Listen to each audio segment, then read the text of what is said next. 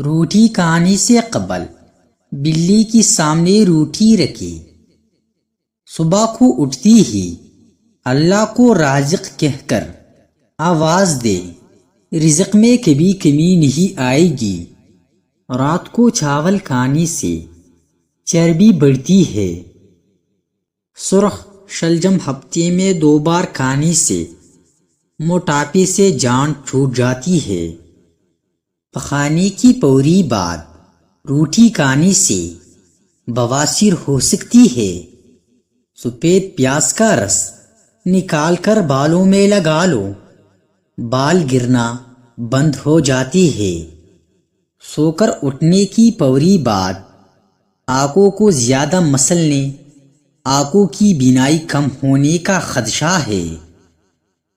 گنے کا رس پینے سے رکا ہوا پیشاب کھل کر آئے گا۔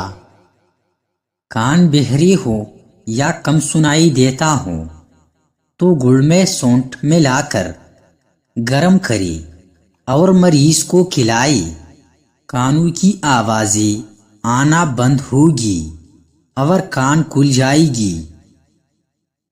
پیاز کا رس گرم کر کے 5 سے 7 قطرے کان میں ڈالنا بھی مفید ہے۔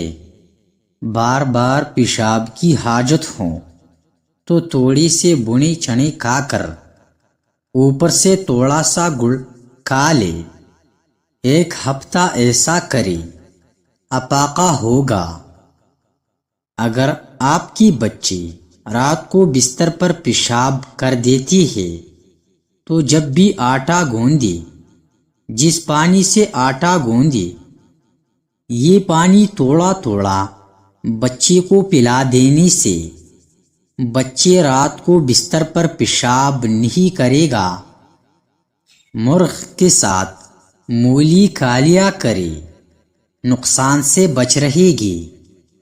اگر خون کی شریانی بند ہونے لگی تو روزانہ خالی پیٹ لہسن کا استعمال کرے۔ شام کو مچھلی کھانے سے بڑھاپا دور ہوگا۔